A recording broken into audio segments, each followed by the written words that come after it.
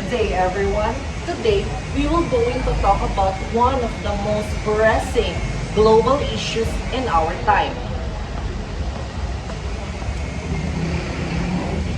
Overpopulation. In this presentation, we'll explore its background, the problem it creates, how it affects citizens and economies, and the solutions we can consider to address it. Overpopulation refers to the situation where the number of people exceeds the capacity of the environment to sustain them with the adequate resources such as food, shelter, water, and employment. While human population has always been increasing, the growth rate accelerated rapidly during the Industrial and Medical Revolution.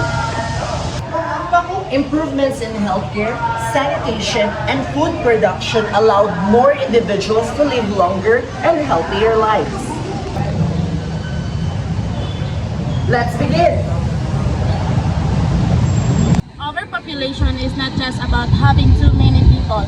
It becomes a concern when rapid growth puts pressure on a country's natural resources, public services, environment, and social system.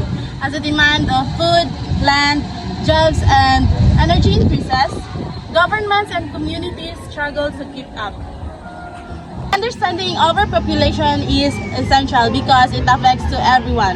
It influences how we live, how our environment functions, and what the future of our planet will look like. This issue is demand attention and the cooperation of national and global levels. Overpopulation gives rise to numerous interconnected problems. And one of the biggest issues is the resource scarcity. When population grows faster than the availability of food, clean water, and land, shortages may occur. And this leads to higher prices and competition for basic needs. One major problem is urban congestion. Cities becomes overcrowded as people migrate in search of jobs and better opportunities. This results in housing shortages, traffic jams, polluted environments, and inadequate public services such as healthcare and transportation. Overpopulations also contributes environmental degradations. The higher populations, the greater the demands for resources like fossil fuels, timber, and agriculture lands. Forests are cleared, oceans are overfished, and emissions carbon rise. This accelerates climate change, threatening ecosystems and future generations. A further issue is unemployment and poverty. With the number of job seekers exceeds the number of the available jobs, employment rates may rises. This can lead to a higher crime rates and a higher chance of homelessness and a reduced quality of life.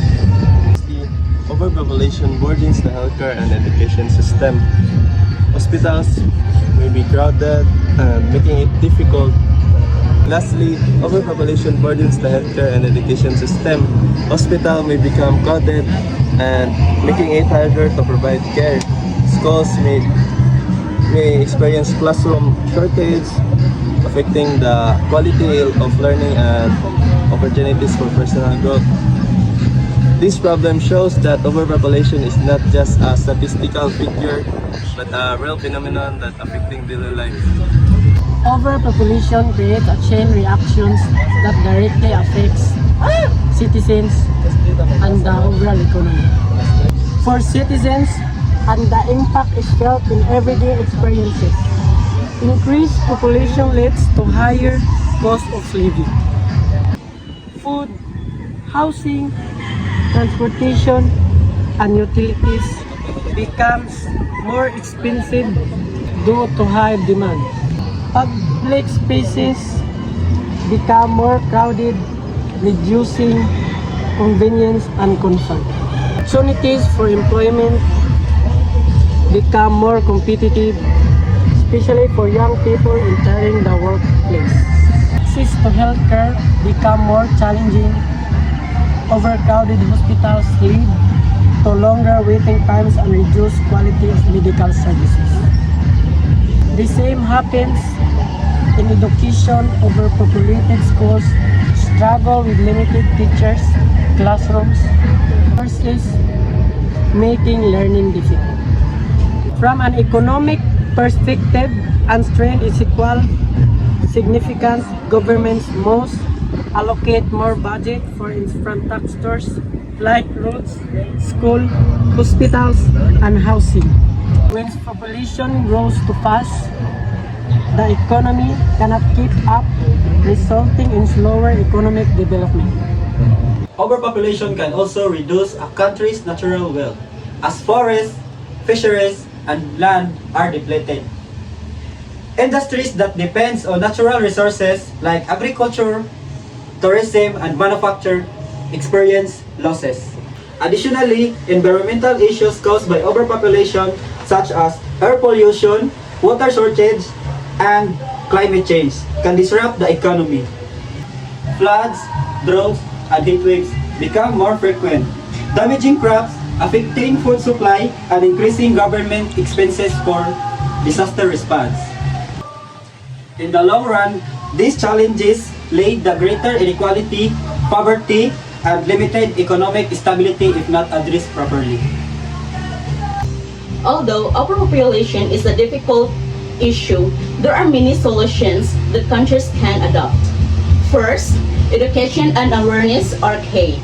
When people understand the consequence of rapid population growth, they are more likely to make responsible decisions regarding family size. Education for women and young girls is especially effective. Studies show that the more educated women become, the fewer children they tend to have. Second, access to family planning to be improved. This includes affordable reproductive health services, counseling, and availability of contraceptives.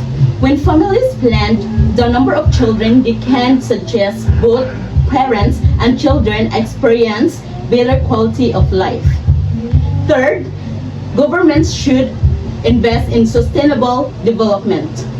This means promoting renewable energy, protecting forests, improving waste management, and enforcing environmental laws. A sustainable environment supports a growing population more effectively. Economic opportunities should be expanded. When people have more access to jobs, skills training, and livelihood programs, more capable of supporting their families.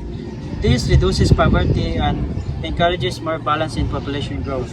Promoting decentralization can reduce congestion in major cities.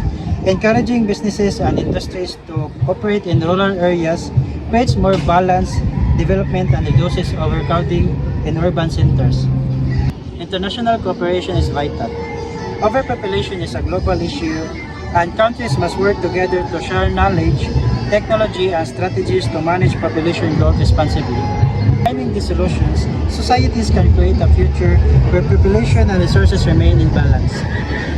Population is a complex issue that affects all aspects of life, our resources, our environment, our communities, and our future. But with awareness, education, and coordinated action, we can create sustainable solutions that benefits everyone. Each of us has a role to play in building a world where people and nature thrive together. Thank you for watching.